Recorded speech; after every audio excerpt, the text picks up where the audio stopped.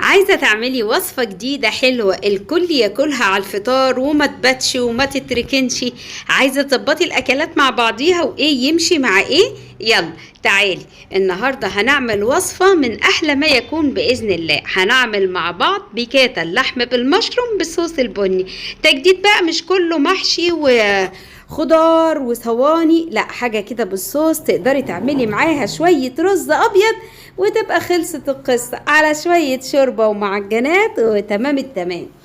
يلا هوريكي بس كده الرز الأبيض بتاعنا، بس مش هنعمله، ممكن أسيبلك الرابط. أنا بعمل الرز الأبيض في 5 دقايق بالظبط، ويا رب حنونة تفتكر وتسيب الرابط بتاع الرز الأبيض اللي بيطلع كده كأنه رز معمر والله.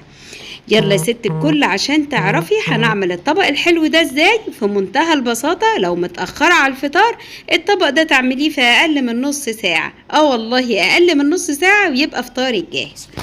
بصي بقى الصوص البني ده ما اقولكيش احلى من اي صوص بالصلصة والمشروم واللحمة الدايبة دوب. يلا نبتدي. في البداية جبنا الطاسة كده وحطينا فيها حتة زبدة، وعشان ما تتحرقش الزبدة بحط معلقتين زيت، ودي معلومة احفظيها دايما. هيسخنوا مع بعض وهبدأ بنزول اللحمة. الوصفة بتاعتنا بتحتاج لحمة من نوع معين، لحمة فليتو أو ممكن تبقى قطعة من الروز بيف، المهم ما يكونش فيها دهون وتكون متقطعة طرنشات رقيقة. هنشوح كده اللحمة مع بعض، نديها صدمة في الطاسة على الوشين، يعني بعد ما تتحمر كويس قوي من اتجاه هحمرها من الاتجاه التاني. الصدمة دي مهمة جدا عشان تخلي اللحمة من جوه جوسي طرية عاملة زي الملبن كده، تقطمي تلاقي اللحمة دايبة دوب. حاولت احط عليها رشة فلفل اسود مجروش بالبتاعة التقيلة دي، وجعت لي ايدي اكتر ما وجعاني، ركنتها ورشيت فلفل اسود بايديا. يا ستي بلاش مجروش، خليها فلفل مطحون وخلاص.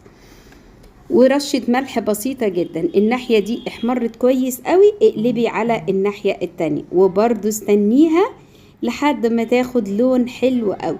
كل ما كانت الطاسة سخنة معاكي جدا كل ما خدت اللون بسرعة، وكمان احتفظت بالسوائل بتاعتها جواها ما تنشفش وتشد منك اللحم. زي ما قلنا قطعية اللحمة دي اسمها فليتو، وممكن تمشي معاكي بحتة روز بيف تتقطع طرنشات صغير. هرفع كل ده وهنزل بمعلقة دقيق. معلقة دقيق حنون على المعجنة اللي في الطاسة دي. ده انا عايزة يا باشا المعجنة الغامقة دي، انا عايزاها. ومعجنة ايه؟ ده الصوص بتاع اللحمة يعني. والزبدة اللي اتحمرت، ادي معلقة الدقيق الكبيرة. قلبيها كويس قوي وهتختلط بكل البقايا اللحم دي، سواء الدسم او اي صوص نزل من اللحمة. واللون الغامق ده انا محتاجاه جدا جدا.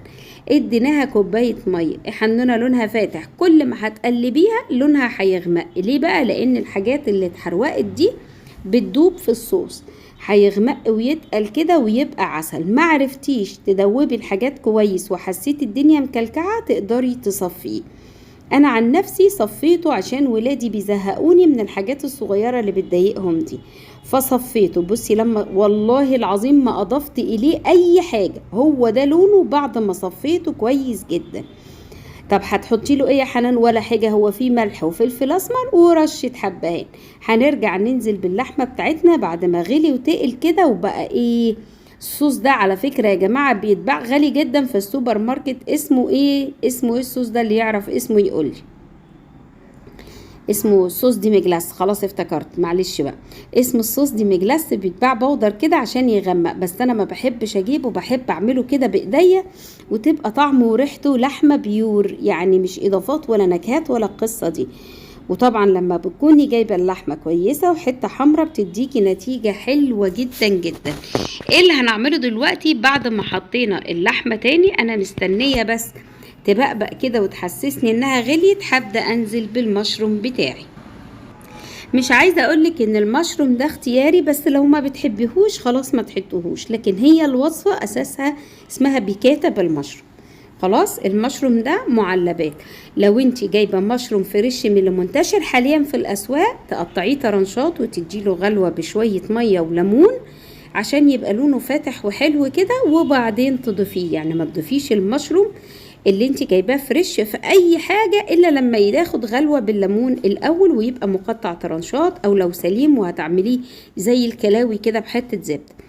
المهم عشان هو بيسود يا جماعة جدا جدا لما بنستخدمه وهو فريش كده.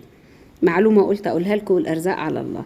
ادي البيكاتا بتاعتنا غليت كده غلوة، والمشروم تجانس مع الصوص بتاعها. هقدمها النهاردة مع رز ابيض وكده. يعني هو كده 100 فل و14.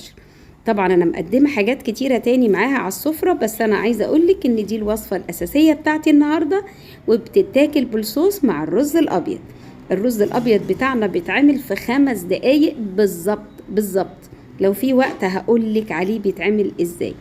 النهاردة انا قدمت الوصفة بتاعتي كده، ومعايا معجنات سبرينج رول وسمبوسة، ومعانا طاجن البطاطس اللي عملناه امبارح مع بعض. انا هسيبلك الرابط بتاعه باذن الله. ادي الفطار بتاعنا النهارده، كان حاجة تحفة وسهلة وسريعة. السلام عليكم ورحمة الله.